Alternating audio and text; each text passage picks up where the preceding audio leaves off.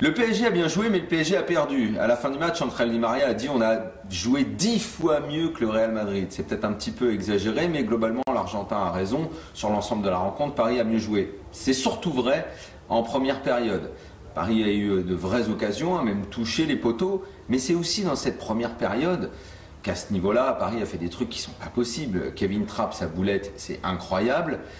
Ça coûte un but au PSG. Et en plus, derrière, à la 45e, Cavani rate une occasion énormissime. À ce niveau, ça aussi, c'est pas possible.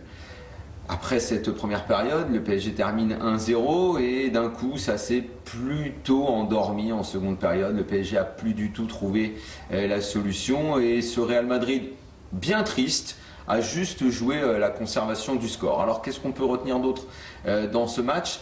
Je dirais c'est certainement la position, encore une fois, qui va prêter à discussion de Di Maria. Je suis absolument convaincu que ce joueur doit jouer dans le milieu de terrain et non pas sur le côté et encore moins en haut à droite.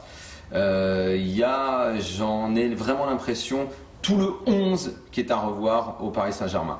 Il y avait une occasion énorme de battre le Real Madrid parce que ce Real Madrid, aussi bien à l'aller qu'au retour, il est diminué. Il y avait de vrais joueurs importants qui manquaient dans cette équipe. Il y avait une vraie opportunité pour le Paris Saint-Germain. Il y a eu des occasions, mais le PSG n'a pas réussi à convertir tout ça et à profiter de cet instant. Ça, c'est une déception. Et les regrets, je ne suis pas sûr qu'ils vont effacer cette déception. Et top dans ce match côté PSG, c'est certainement Di Maria. J'en parlais juste avant. Je répète qu'il doit jouer au milieu. C'est lui qui a déclenché la plupart des attaques. C'est lui qui a certainement été l'un des meilleurs. À noter également la belle entrée de Rabiot. Et puis la défense a globalement été solide. Ça, c'est donc pour les points positifs côté PSG. Il faut également quand même parler du Real Madrid. Et là, j'ai envie de mettre en avant Sergio Ramos, qui a été, à mon sens, absolument énorme. Varane, à ses côtés, a été pas mal. Mais Ramos, puisque l'équipe a subi et qu'elle a surtout défendu, notamment en seconde période, c'est un joueur défensif qui se détache. Navas, excellent gardien. Et Sergio Ramos, probablement le meilleur joueur du Real sur ce match. Les flops dans ce match. Comment ne pas parler de la boulette de Trapp? C'est dommage pour lui parce que sinon par ailleurs il a été bon, mais ça coûte un but, à ce niveau-là ça coûte cher. Matuidi n'est pas du tout en forme en ce moment, ça se confirme, ça c'est un vrai problème.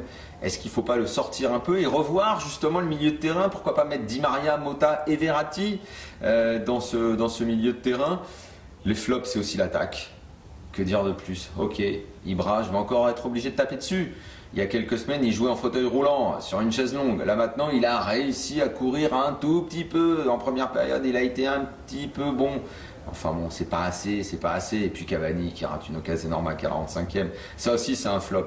C'est pas possible. La ligne d'attaque du PSG, elle doit être revue. Et le flop ultime, c'est Laurent Blanc. Change cette compo, change ce 11 que tout le monde connaît, qui ronronne. Il faut modifier tout ça, il faut mélanger tout ça, il faut faire autre chose.